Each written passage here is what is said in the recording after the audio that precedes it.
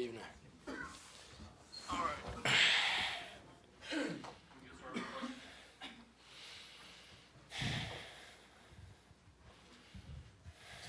Coach, can you pinpoint what happened down the stretch? And Yeah, I can actually. The Spurs did what they do. Every mistake they capitalized on, and it ended in a three every time. And it's just really bad mental breakdowns. You give up 116 points to the Spurs, you're probably not going to win. Simple as that. Our offense, I thought, was pretty good. We shot 51% from the field, 40 from three, 90 from the line. 9 turnovers. That's like, for us, that usually equals win. But we did not play defense today at all. I thought the fight was in us. I just didn't think the execution was there. How does Mono Ginobili and Patty Mills change that unit for them? Yeah, I mean, again, I talked about it before the game. You're talking about two prideful champions. I mean, these guys aren't just going to lay down and let this series go by without them getting involved. So we expected that. We expected them to rise to the challenge. But some of those, I mean, you guys watched the game. The Patty Mills threes are just our guys falling asleep. Just nothing play, and then all of a sudden Patty Mills breaks free and it's a three. And so our attention to detail and our ability to focus in chaos was not there tonight.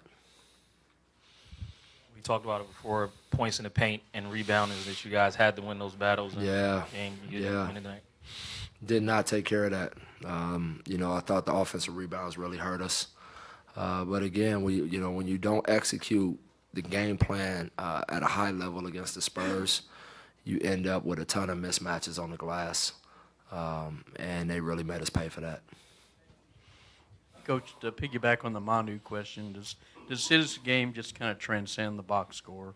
Yeah, I mean, again, when you start talking about guys like this, who's just won so much on so many levels, who understands that to help win, you don't just have to make shots. That's a good thing to have over there in your locker room. I'm really trying to teach my young guys things like that. They're getting a lesson in staying ready, staying with it, because you just don't know when your number's going to get called or when the team needs you to step up, and both of those guys did.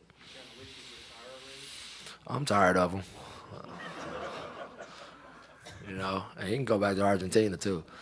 I don't even want to see him on the sideline. He done hurt me so many times, and, obviously he's just a fantastic pro. I really have a lot of respect for all of those guys. We've ripped each other's hearts out enough times in this business that you just have a really deep respect for guys like that. And Manu is one of those guys. Obviously, Tony and the rest of those guys that I battled for titles. But those guys, they ain't gonna lay down, and so we really got to dig in. We got to refocus. The good part is that I got a locker room full of guys. I got a locker room full of guys that really want to get back here to play Game 7. And, Game 6 right now obviously is our Game 7. Did you defend that much better in 3 and 4, or was it a matter of them making shots? And if it really was lack of focus, is there? No, it was we were definitely way more. We were sharper with our defensive execution at home, no doubt about it. I mean, it was night and day actually. The mistakes, just some mindless mistakes today. And I think all of our guys can own that. That's the good part about them. They know, a lot of their baskets came off of breakdowns. Obviously, it's hard enough to guard their talent when you don't mess up.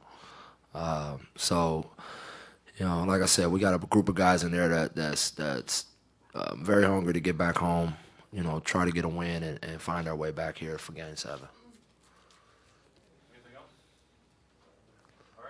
Thanks, guys.